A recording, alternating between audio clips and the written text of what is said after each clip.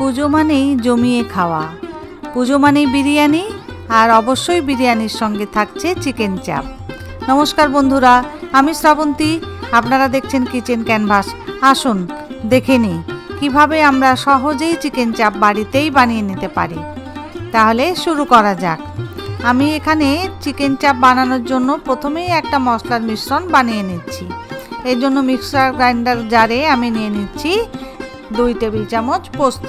পোস্তটা প্রথমেই মিক্সি চালিয়ে আগে একটু গুঁড়ো করে নিয়েছি।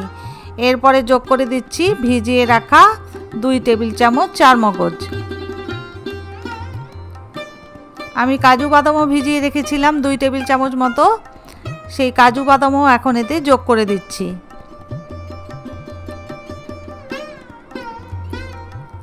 রসুন দিয়ে দিচ্ছি 12 কোয়ার মতো।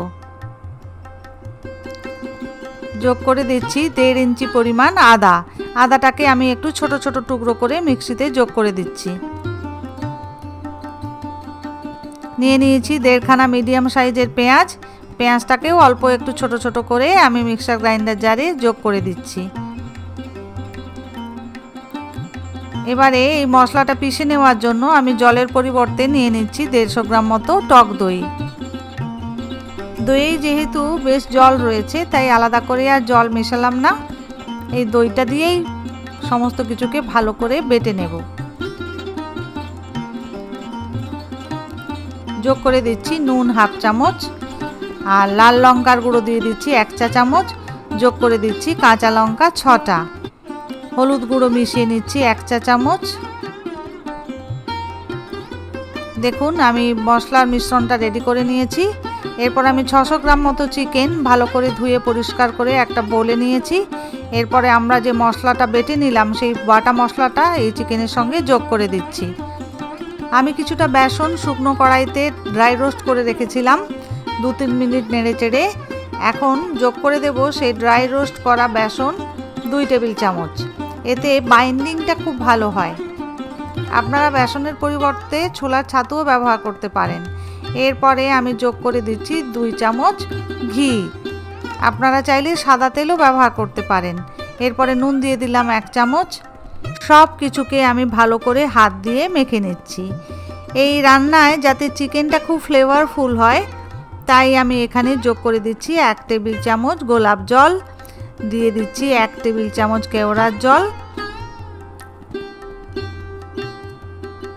আর যোগ করে দিচ্ছি মিঠা আতর কয়েক ফোঁটা।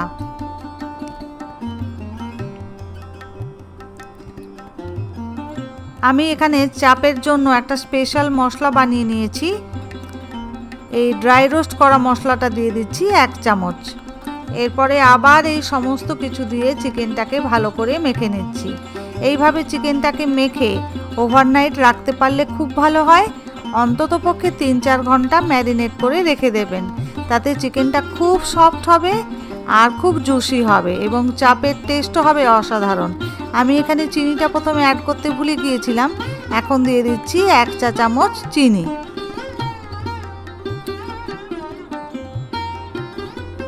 আবারও সব কিছু হাত দিয়ে ভালো করে মিশিয়ে নিচ্ছি।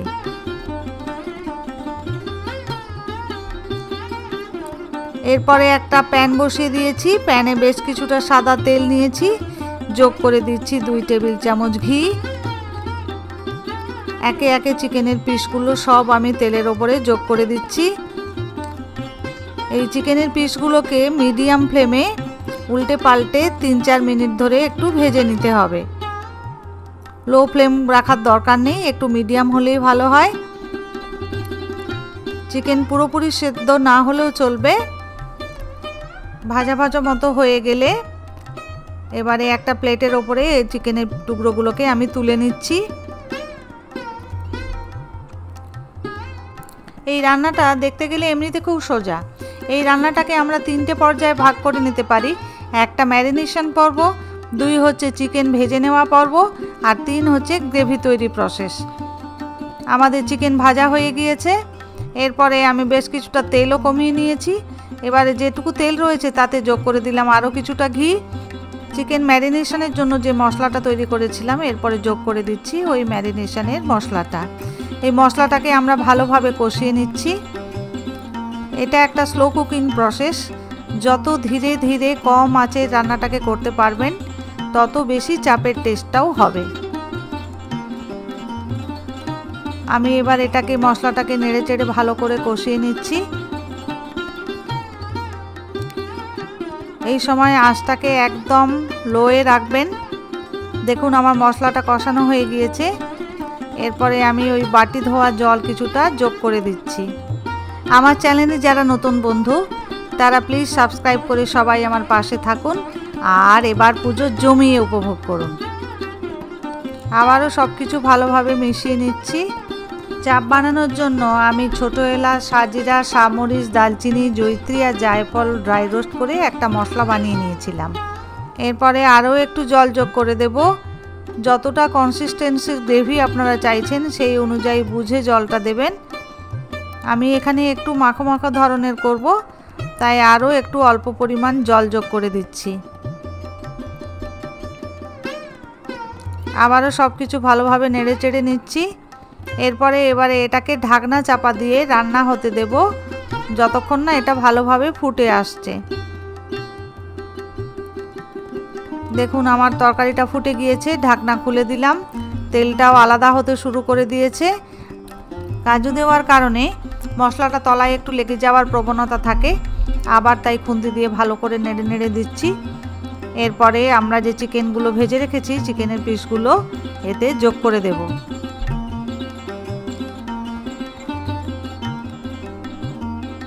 চিকেনটা যোগ করে দেওয়ার পর আর বিশেষ কিছুই করণীয় নেই, শুধু আস্তে আস্তে চিকেনটাকে রান্না হতে দিতে হবে।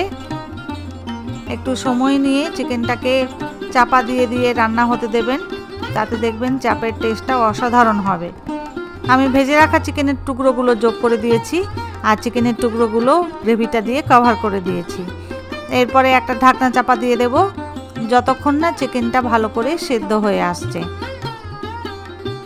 মাঝে মাঝে ঢাকনা খুলে চিকেনটাকে একটু নেড়ে দিতে হবে, নইলে হয়তো তলায় বসে যেতে পারে। দেখবেন তেলটা আলাদা হয়ে যাবে, নিজেরাই বুঝতে পারবেন যে তেলটা পুরোটা ওপরে চলে আসবে, তখন বুঝবেন যে রান্নাটা পুরোপুরি হয়ে গিয়েছে। দেখুন আমার তেলটা চিকেন থেকে আলাদা হতে শুরু করে দিয়েছে, তেলটা এখন অনেকটা সারফেসের ওপরে চলে এসেছে।